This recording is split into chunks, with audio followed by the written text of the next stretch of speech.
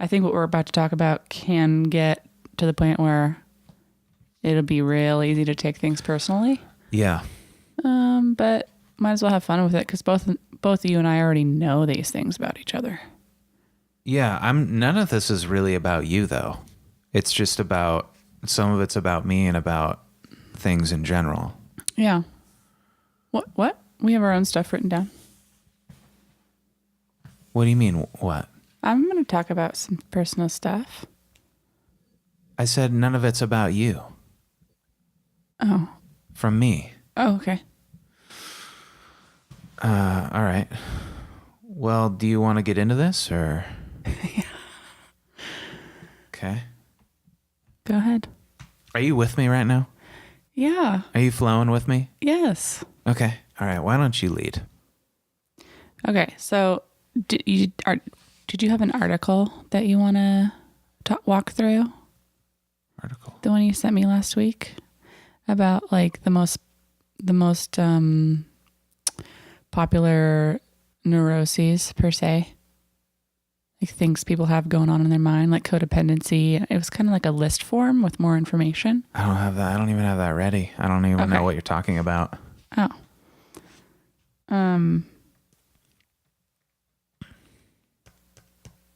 I don't know how to start. Oh, man.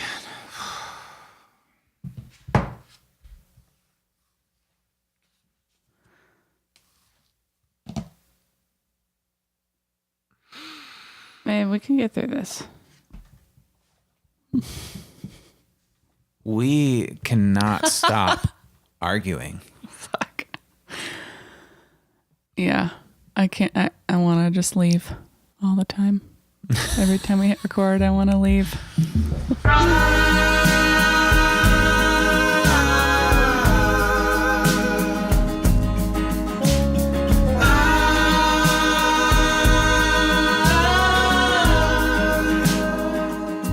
Welcome to Should We Get Married with Kiley and Kyle.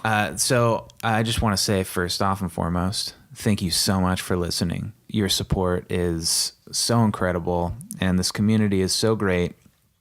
And it really makes my day when I hear from somebody, they send me a text or a DM and thank you so much. And I see you and it makes my day. They're all day makers. Mm-hmm. And please review us and leave a star rating and tell a friend. That's what helps the most. Just word of mouth is the best thing for Should We Get Married. Mm-hmm. Tell a friend. Yeah. And thank you for all the comments on Instagram. Yeah. Someone the other day said blow mud, so that probably made your day because of course it made my day. You're trying to start that one. I'm trying to get blow mud out there, you know?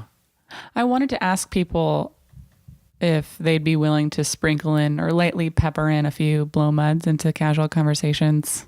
Yeah. I feel like the answers are going to be no. Right. For people. But what's the point of doing that? Just to are they going to report back? Yeah. Just to see how it goes. I like it. So if anybody sprinkles in blow mud into the conversation, make sure and let us know. Yeah. This is great. This is grade A content right here. Yeah. And try it at work. Yeah, definitely try it at work and, with your mom. Like the next time you have a conversation with your mom and you have to go to the bathroom, excuse yourself for the bathroom, just say, Excuse me, Mom. Right now I have to go blow mud. And just walk off. Don't acknowledge it. She's probably heard worse out of your mouth. Be casual about it. Be cash. That reminds me of something. Before we get super into it, we are talking about shortcomings today and pet peeves and things like that. Yeah. I have noticed over the years that around my family, my mom, my dad, my sister, I rev up the swearing and inappropriate things for some reason. I don't know why in my adult life to see what kind of reaction I get. And I can't put a finger on where that came from. I think it's because it was so strict growing up. Yeah. I need to unpack that one. You know what I'll do is I kind of do the opposite and it's not something I would ever brag about is I'll I'm not. I'll start swearing or being like extra cool, quotes around my parents or people. And it's just me trying to like prove myself, I think. Just me trying to like be like, hey, I'm an adult now. I'm in my 30s. I think that's what it is. And I'm an adult mom, that kind of thing. Like I can say and do whatever I want. I can swear now. I have a bank account. Yeah. I pay my car insurance on time now. You just catch yourself saying something like blah, blah, blah, blah, blah, and then kind of like looking at them to see what their reaction is. Yeah. So I do want to say before we get into the topic is if Salem gets up at any point in time, which I can just sense he's gonna, and traipse around and then eventually end up over at that water bowl like every episode and just loudly laps up water for a good minute long, it's so frustrating every time. I'm gonna return him to the pound. He's going back. I saved all my receipts for 9 years. He's going back to the pound. Free dog. Today. So, honey, It's been a rough go. Couple weeks, guys. It's been so hard. We hit record last week on Saturday morning, as usual, and had to stop to get in a big fight. And then we tried again on Sunday and hit stop again because we got in another fight. And guess what? We did it this morning too. It just happened just now. Wait, can I back up? Did I just address the audience? Did I say guys? I think you might have, and you used to tell me not to do that. Yeah, I'm sorry, honey. It's all right. I don't want to turn this into us and the audience. I just want, not that that's a bad thing. I just want us to have a conversation. That's the whole point of this podcast is to... Well, sometimes it's necessary because you and I already know that happened last weekend and you're letting the folks know. All right. Fair enough. You're right. Because, yeah, you're right. I shouldn't be too hard on myself. But also, the apology still sticks because I feel bad about that. But we didn't record. We haven't released a podcast for a full week. So if you're wondering why you didn't see one to download this week, it's because we was fighting. It's been a real white hot week.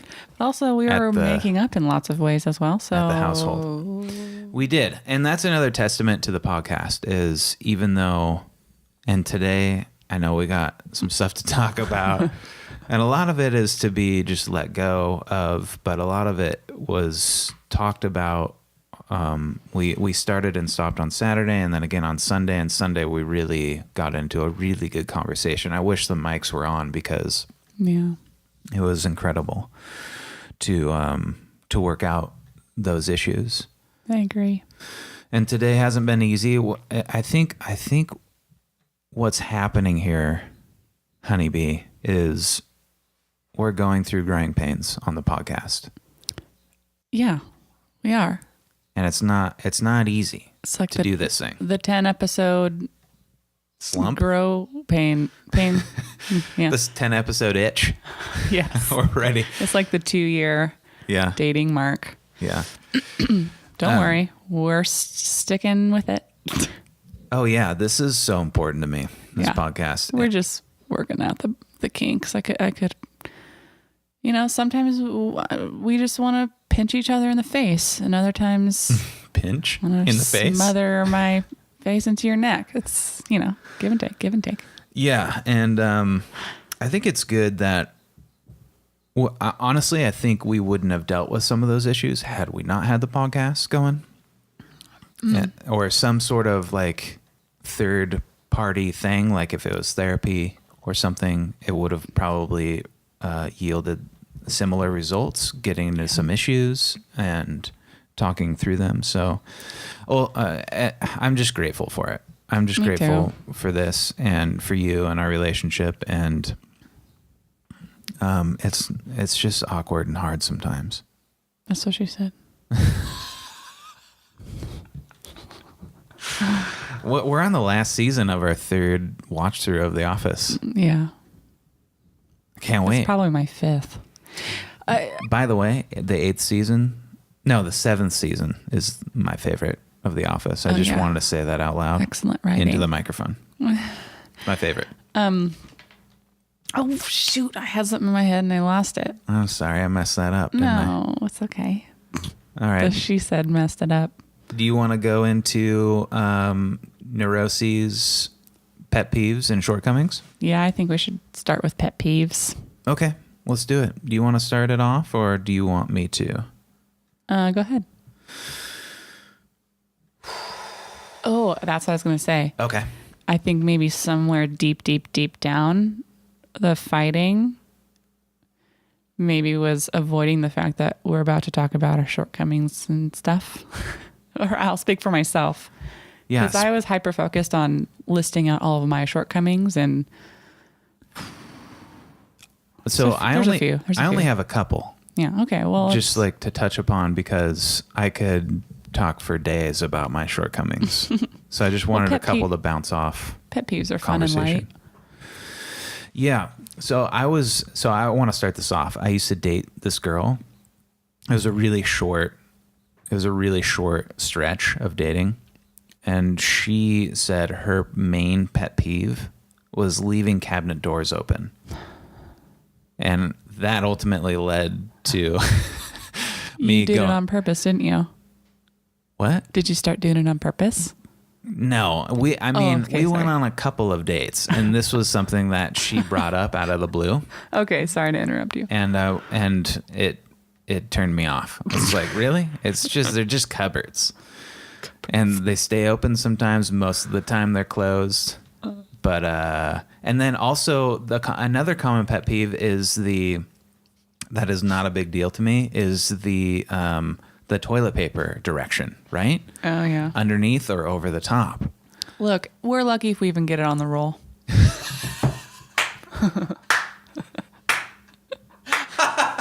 It's true. That is so true. Because it's a pain in the ass to get it on the roll. We need a new roll holder. Yeah, but it looks nice. Looks really good. You know what? Growing up, my dad's thing was if we didn't put the toilet paper back on the roll, he would always have to remind us. Like he just didn't understand why we couldn't just fucking throw the other one away and put this on. That was his thing. So I will admit that I like over the top more than underneath, but I do not give 2 toilet paper rolls. Well, over the top is the correct way, but let's just breeze past it. Oh, you think there is a correct way? Yeah, everyone knows that over the top is the right. Is that direction. Yeah, I think you're right. Most people do say that, which I agree with. I don't know if it's quote unquote the correct way. I don't know if we're dealing in facts here, but because there's no way for the toilet paper to get stuck behind the wall side if it's over the top, but underneath it can get lost, and then you're searching. Fair point, but that takes literally half a second to fix. Yeah, I guess, but those half seconds really add up. But in our household, it's always off the roll, easy access. Yeah. When we're blowing mud. Oh. Okay, let's get into pet peeves here. Okay. I'm going to start off. This one's just it's an easy one. And I don't understand how people do this. Okay. I really have it boggles my mind. Do share. Boggles. And I don't understand how it's still happening. It's 2019. Tell me. So I'm driving down the road and all of a sudden I see a burning ember just fly outside of the car window. People are still flicking their cigarettes out of their car onto the street. Oh. Whoa. That's a huge pet peeve. I think that is not cool on so many levels. That's really interesting because they're not biodegradable.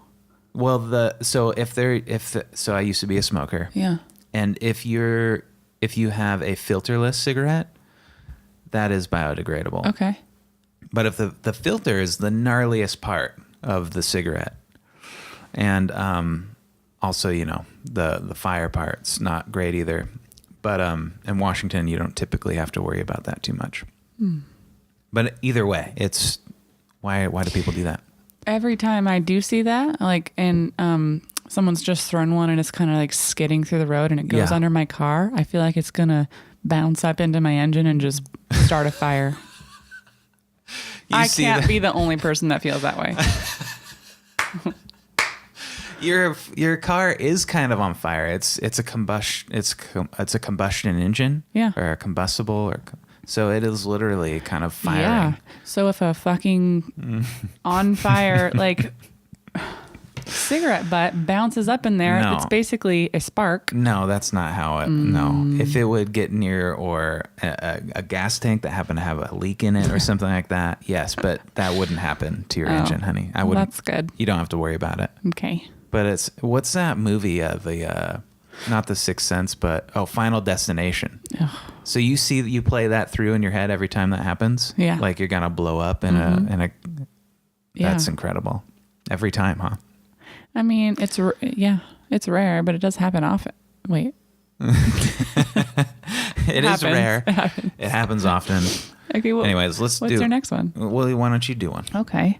For the longest time, well, I'll tell you, my biggest one is when people leave cabinet doors open. Serious? No. Okay. Get out of here with that. It's when people flick water in my face. Whoa. What? But no one does that anymore because we're in our 30s. But that used to be a thing. Like if you're washing your hands or whatever and you look and someone just goes in your face. Oh, fuck that. I hated that. Man, what a cunty thing to do. Right? To somebody. But it's been done to you, hasn't it? Yes. And have you done it to someone else? I probably have. Yeah, I definitely have, but I totally relate to that. Mm-hmm. And that is such a pet peeve of mine too. Why did and would somebody want to do that? I guess I could see how it's funny to see the rise in somebody. That's always a good time when you get a rise out of somebody. You know, when you scare somebody or whatever. And if someone else doesn't mind it, then they just think they're being playful and cute and funny, but yeah. No. How about a splash in the pool when you splash somebody? You're in a pool, so you're agreeing already to get wet. You've crossed so there's just kind of a general agreement when you cross. So yeah, that makes sense. Unless you voiced really loudly that like, I'm not getting my hair wet or I'm not going below my shoulders, but maybe you want to dunk those people anyway. Right. That kind of would lead me to want to dunk them because they got something up their butt. But getting water in your eyes no matter what really sucks. Yeah, I agree. Stings. But yeah, that's one of mine. Okay, here's another one. So this is a pet peeve of myself too.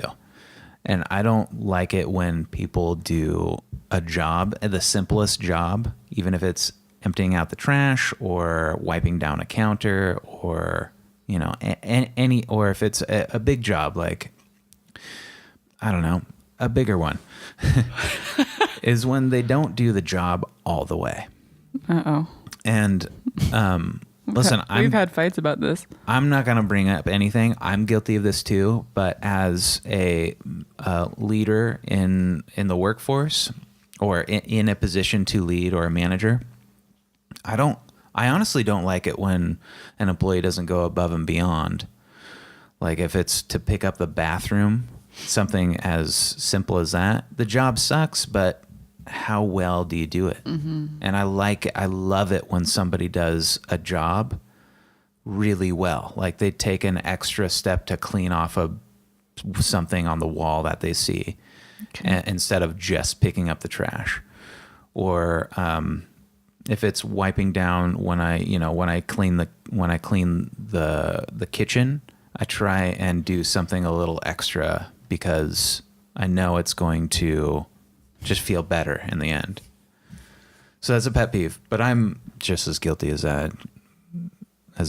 anybody else, but it's still a pet peeve. Okay. I don't like super long explanations or super long detailed stories that are really okay, there's two parts of this. Yeah. Long-winded, detailed stories. Did I just do that though? I felt like I just did that. No, this is different. Oh, this is different. Okay. That was a little long, but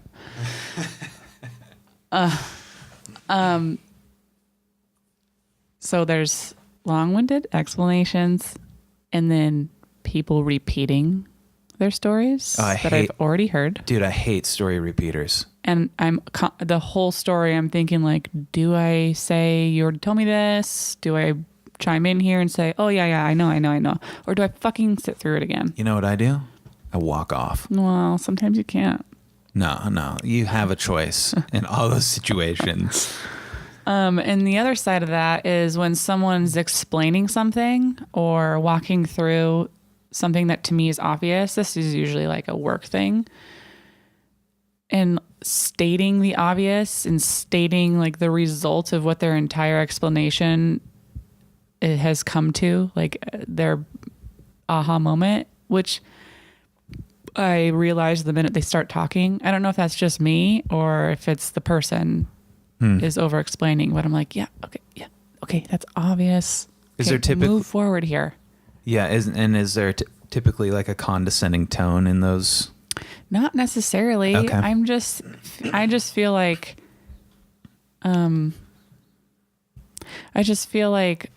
we all should already know some stuff. And it's obvious to me, but maybe that's just me. No, I agree. I think there's a lot of over explaining where people just kind of know it, but there's some people that just don't have the awareness. Well, that's true. There are people in the room that maybe don't know. But it's up to the person to acknowledge that. I think if you're explaining something, it's up to that person to interject a few words of like, stop me if you've already heard this, or something like, I'm sure you guys already know this, but I just want to go over it again. Yes. That helps and alleviates those kinds of, that's what I try to do. Because my neck gets tired of nodding. Yep, I got it.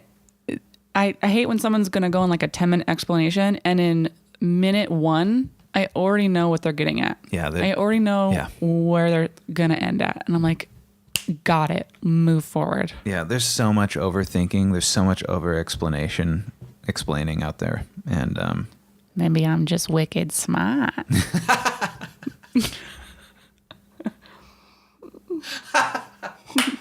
You are, honeybee. You are.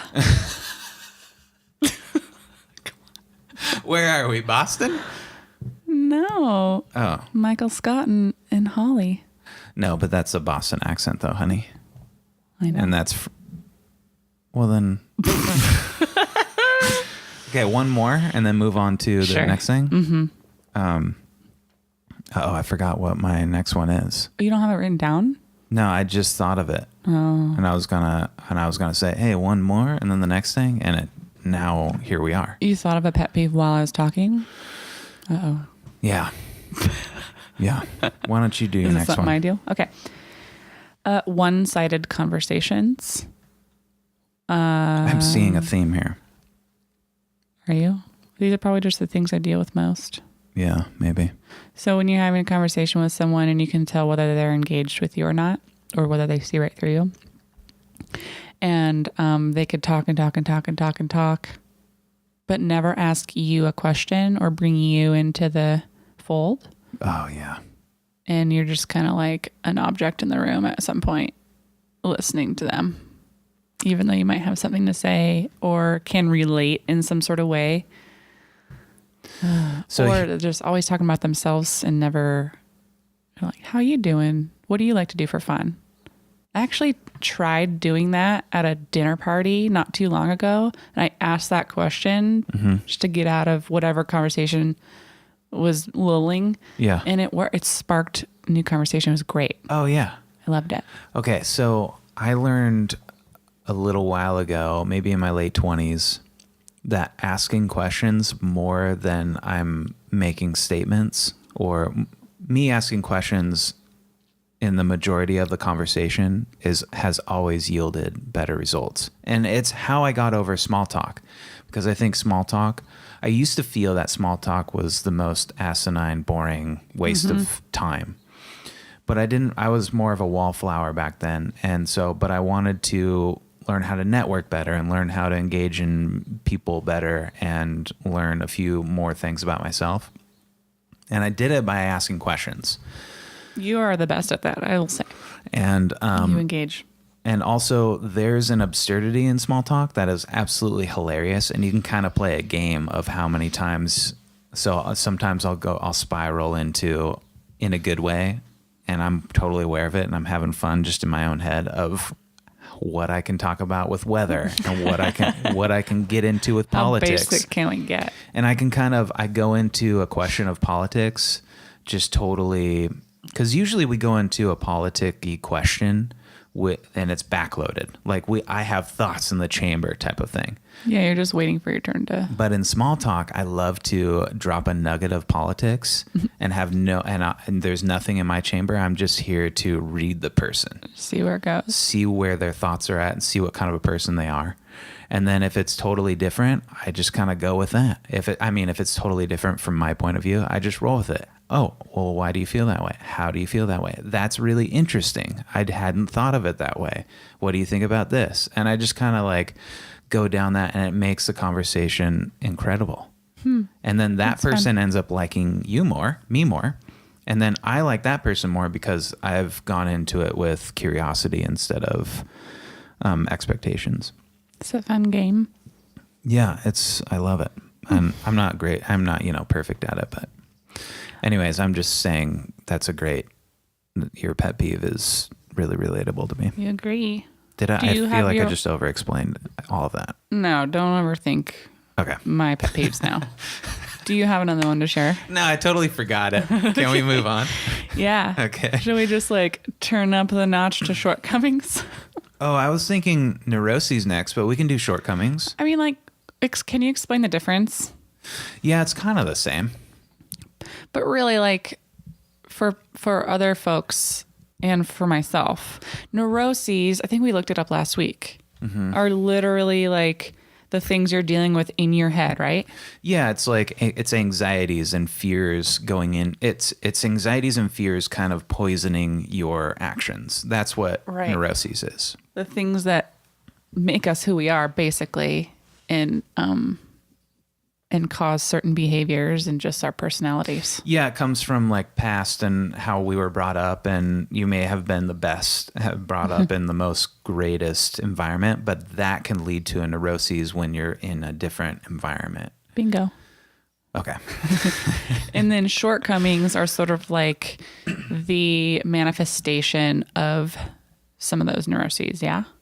Yeah, okay. The things that you do that you maybe do or don't know that you're doing. Yeah, that affect other people. Yeah, and that I don't like about myself. Okay. Yeah. So I feel like we should go neuroses first because shortcoming. Okay, we're on the same page. All right. Yeah. Okay. Well, here's one. Okay.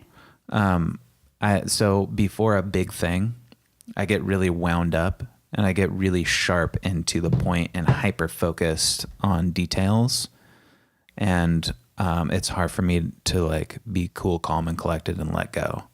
And it depends on what it is. If I have, for example, when I was on tour in a band before, if I had been playing a show once a month, I would get really nervous. But if I was on tour and I had that routine of always playing a show every day, then it was like, eating lunch. The show was. It was easy. It was just something I was doing.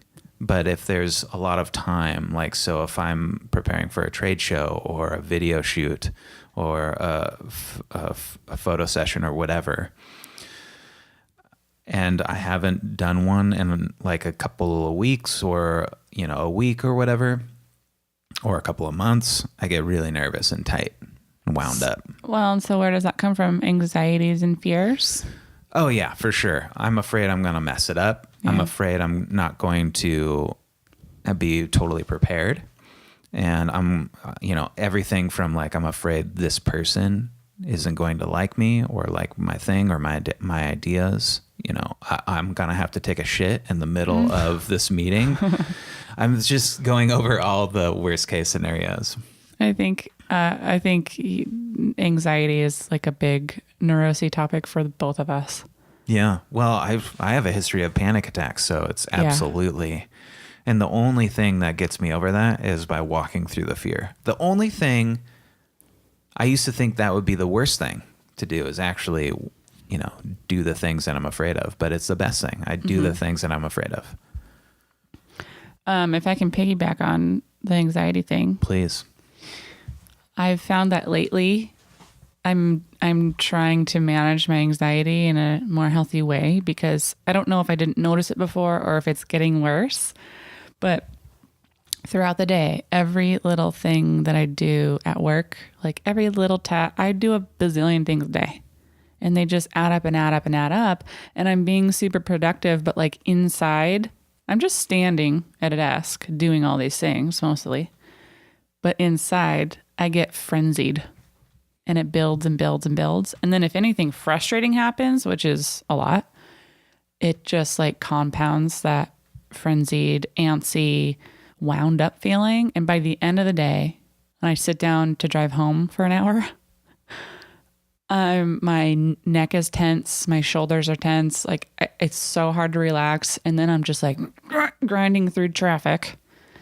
And then I get home and I can't relax, which you've mentioned before. Like you can't ever just chill out.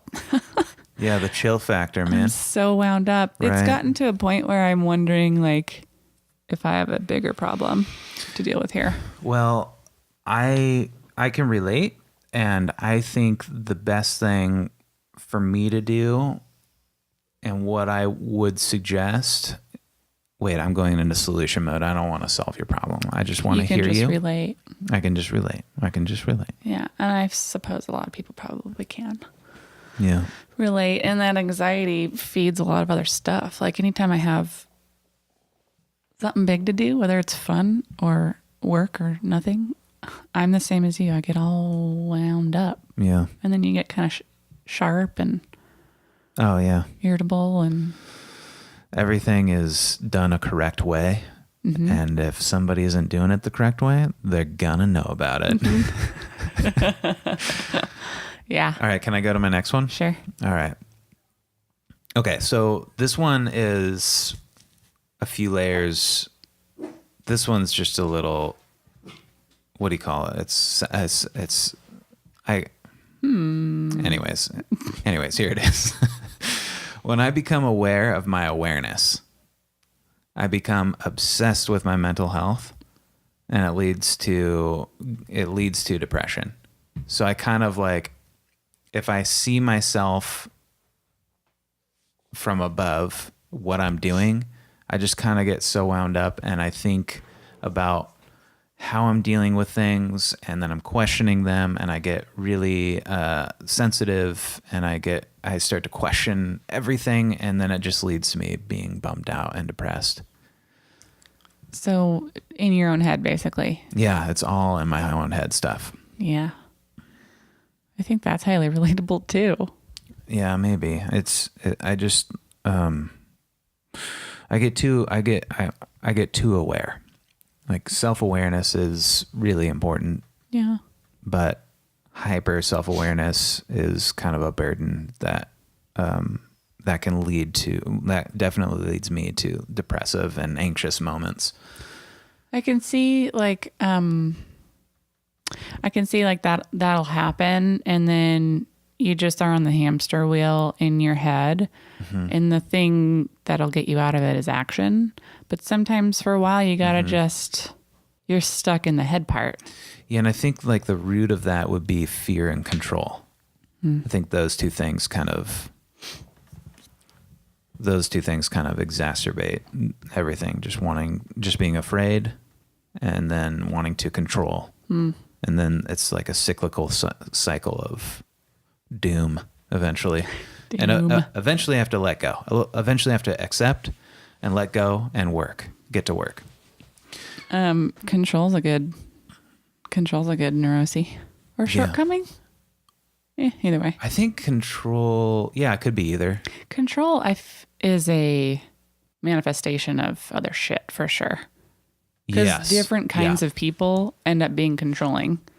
Yeah. Mm-hmm. Like, and nobody's immune to it.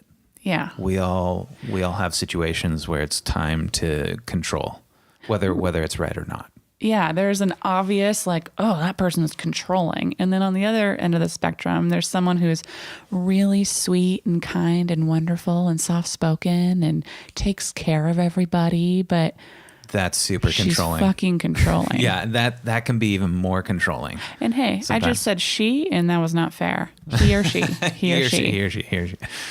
It's 2019, man. But I have something to say about control, which I grew up in like what I think is a pretty strict household, had a great childhood and everything, but it was very controlling elements of that and very strict stuff and some rules. And, that's one way to parent, and we turned out pretty okay and all is good. But I feel like it led to some of my own behaviors, maybe shortcomings. Yeah. But when I didn't realize this till later, but I think since I felt so controlled as a kid without knowing that that's what was happening, then I would start to control others. And now I can look back and see that like I was a little bratty kid to some of my childhood friends and was really bossy and bitchy and like would, basically was controlling them because I didn't feel like I had control of myself at home. And it took me a long time to unpack that one. Yeah. And I have to work now not to do that. But that strictness to me felt like if my mom was overbearingly strict or controlling about something, I think it taught me that like maybe she didn't trust me, and so that I shouldn't trust myself. And so fast forward now, since I'm codependent, which is another topic, like that not trusting myself makes it harder to make decisions. Yeah. Right? Yeah. And controlling the environment because I feel out of control manifests in like over cleaning the house or staying busy. Oh, this goes back to at work, like just being a busybody. Right. Instead of dealing with whatever's going on. Is this all making sense? Yeah, really good sense. Okay, because I took notes and it says decision anxiety on my notes. Oh, and then when you don't, when you're not trusted, you learn not to trust yourself. So I felt out of control, which led to controlling others or my environment, decision anxiety, learning to lie. You kind of learn to lie because you know this person isn't going to trust you either way. Like those little nugget white lies. Yes. Because you're in fear of getting in trouble. Why are quote unquote small lies, why are they white lies? What's up with that? I don't know. Because white is not intimidating, maybe? I don't know. I don't know. That's weird. That feels weird why there's a color to it. But and then my last note on that is when someone else is making all your decisions for you and rules for you, it leads to not knowing what you want because someone else is basically telling you what you want. And also it can lead to really low self-esteem. And low self-esteem. Yeah. And then that is like, those are some of the roots of codependency, basically. Yeah. That I've learned. Yeah. Which I'd love to get into on this podcast. Yeah, let's do that on one of these ones. Okay. That was really good, honey. Thank you for sharing that. Thanks. Can we move on to a couple of shortcomings and then wrap it up? Well, we got to talk about codependency on this. I meant like this episode. Oh, well, because that's a neuroses, a shortcoming. We're running long already. I think we should wait till another episode. Okay. No? Well, maybe we do a whole topic on codependency. Yeah, but we got to consider time here, honey. We're at 35 minutes. I mean later. Yeah. Okay. Yeah, I've said that like twice already. All right. Okay, so can we get into a couple of shortcomings? Mm-hmm. All right. Those neuroses were really good. So here's a couple of things. Or here's one thing. I'll go one. I have a lot of apathy and laziness in me, and it's a huge shortcoming. And I have a tendency to do all my best work is done in a sprint, so to speak. Like I'll just become obsessed and do it all right there. And it might take me all night or all day or all night and all day for a while. And and then I'll relax really hard. So I'll work really hard and relax really hard. And right now I'm getting fat, and it's because of my laziness, and it's because of my lack of routine. And that comes from my fears and anxieties and my self-awareness leading to depressive moments. And it's just Netflix and ice cream and cereal and pizza and cheeseburgers. And then I still get my work done because I have to. But I'd rather in these moments just not work ever. And I really want to improve on that. And I'm starting to now. And I get in ruts. Some years are better than others. And that's a huge shortcoming of mine. And this year I hit a pretty big bout of laziness and depression. And last year, not so much. And so maybe the next year, not so much again. Maybe, yeah. That's a good one. Yeah. I just want to tattle on myself because I'm not going to improve if I don't get honest with myself. Yeah. A lot of junk food around here. Yeah. Delicious Yummy. junk food. I like chips. Yeah. It's really hard to eat healthy right now.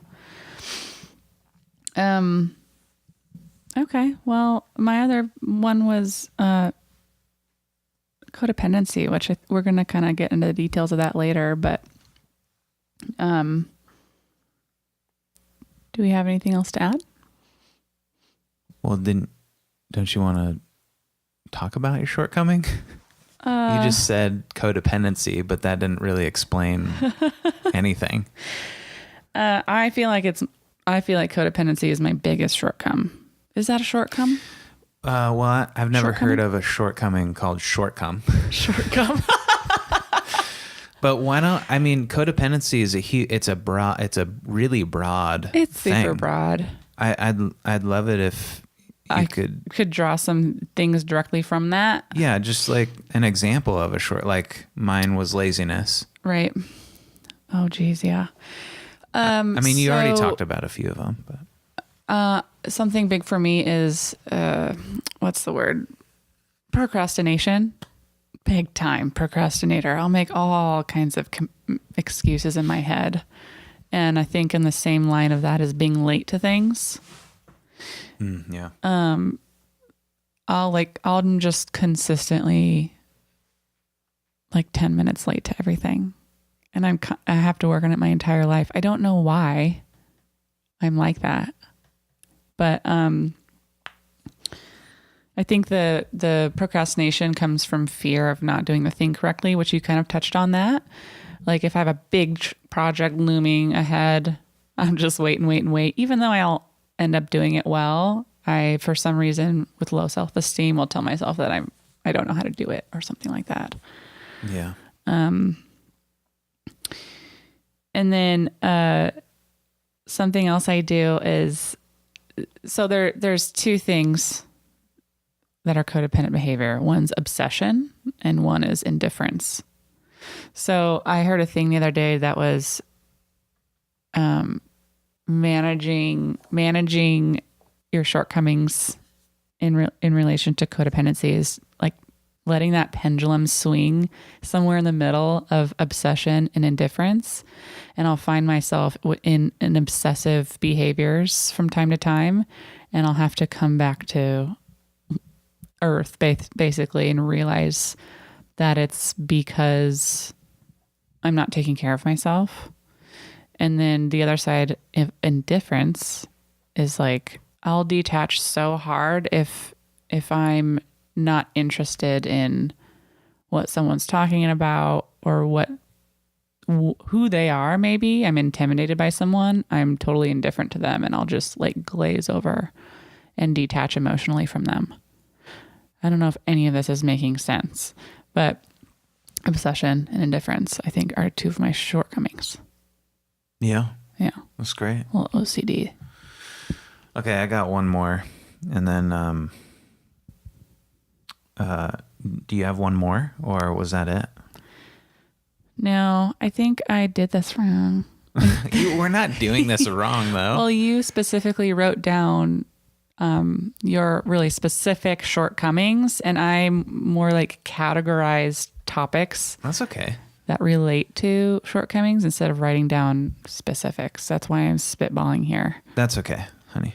We're just going. We're just doing our best here. Okay. And it's really good, by the way. I'm loving this. Okay. Okay, so all right. I have a twofer. So envy is another big shortcoming of mine. Mm-hmm. So I measure my insides, how I feel, with other people's outsides, what they're doing and how they seem to be. And it is especially apparent in my career, because I'm 36 and there's people in their 20s killing it way better than me. That's really good one.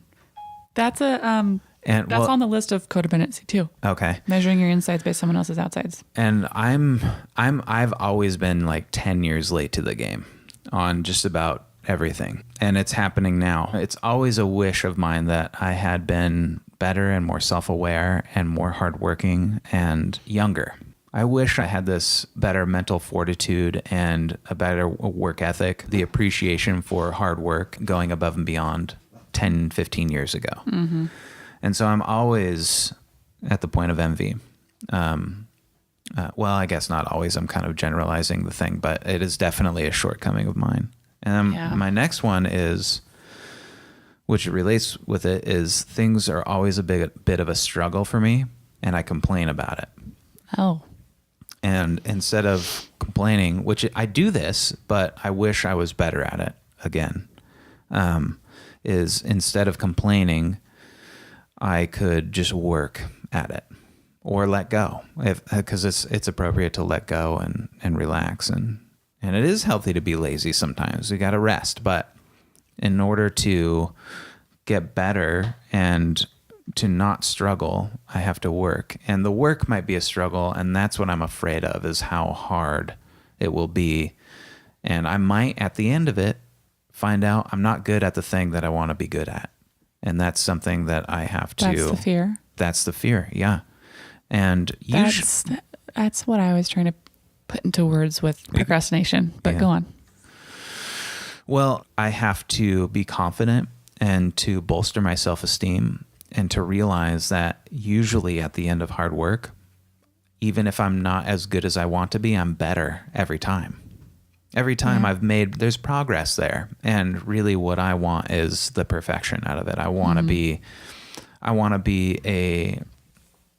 do jobs for Patagonia, in filmmaking and photography tomorrow, where really it's probably, if that is an actual goal of mine, which is close, it's up there.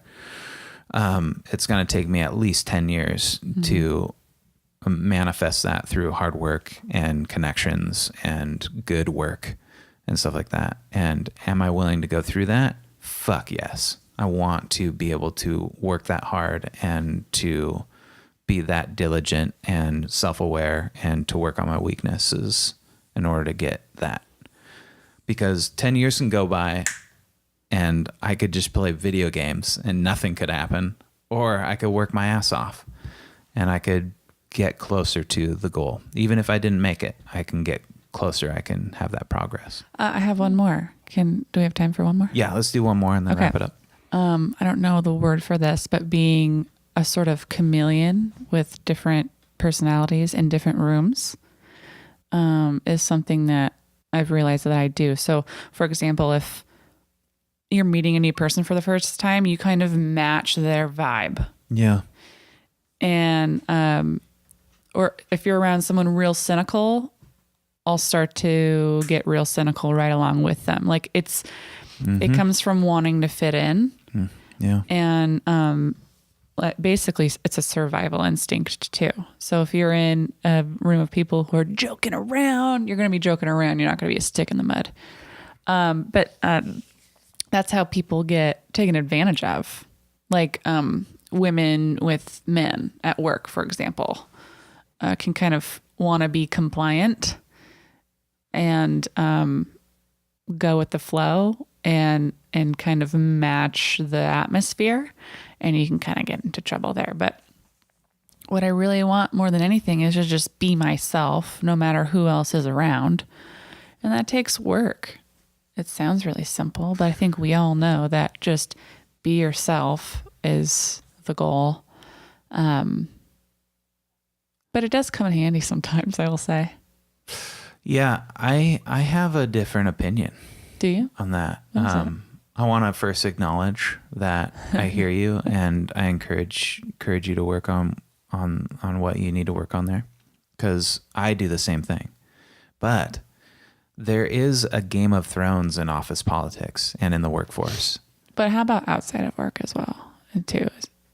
It depends on the situation, but yes, I agree that being yourself is the absolute best thing. But there are tactics that I use and people have to use in order to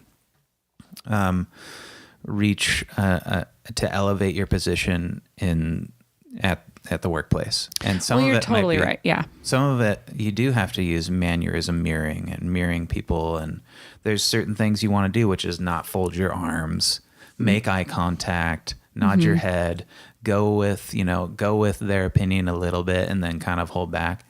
Oh, totally. I think I'm mostly referring to the personality matching.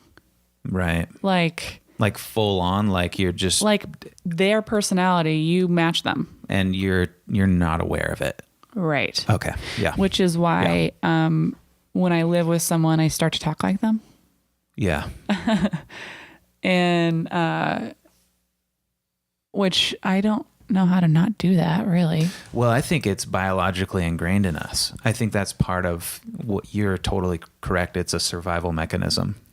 I think it's just part of being human. I think it is a skill, like what you're saying. Sure. Okay. It's really, it's good to be able to do that, but there's like some deeper levels of it. That's a codependent behavior.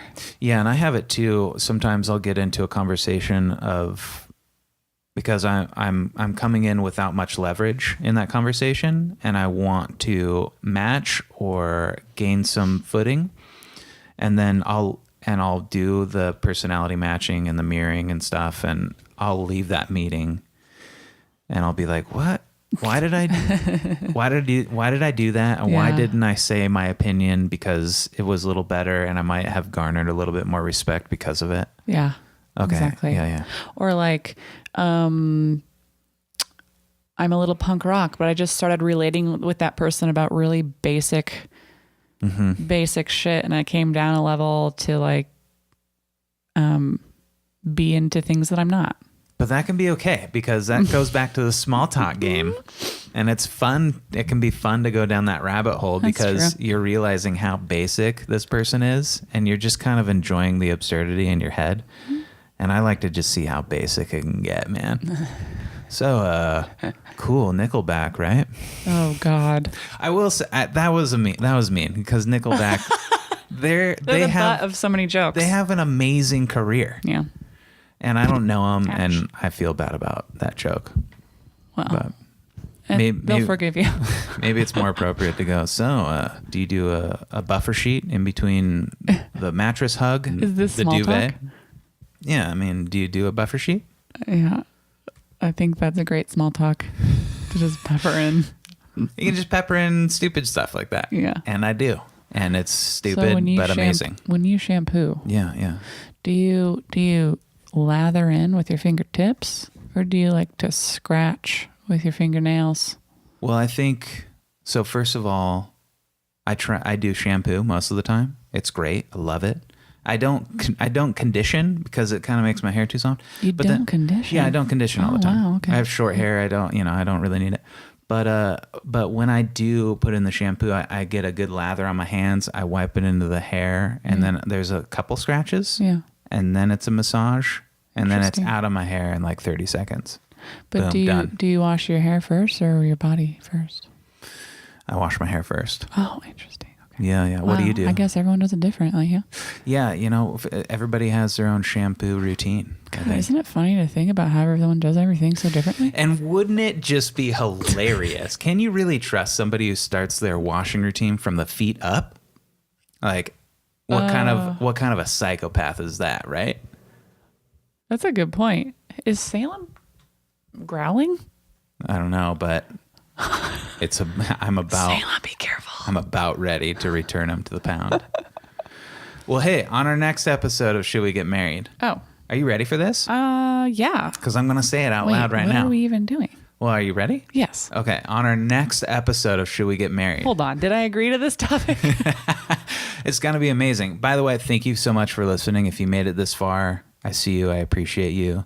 And it's amazing. This conversation ended up being really beneficial for me. So thank you. We made it. We made it through a podcast. And on to the next one. So on the next episode of Should We Get Married, we're going to talk about if we were ever to get married, how would we divvy up the last name? Would it be my last name? Would it be your last name? We're going to talk about that for an hour. Let's talk about it. No, not an hour, just a little bit. I think it's going to take an hour. It's going to be a topic within the podcast. All right, let's talk about all kinds of stuff if we were to actually get married. Like the wedding itself. Well, let's keep it simple. The wedding. The rings. The names. All right. We're going to talk about definitely the last names and maybe a few other things, it sounds like. Oh, I'm excited. All right. Thanks for listening. Thanks. Bye. Bye.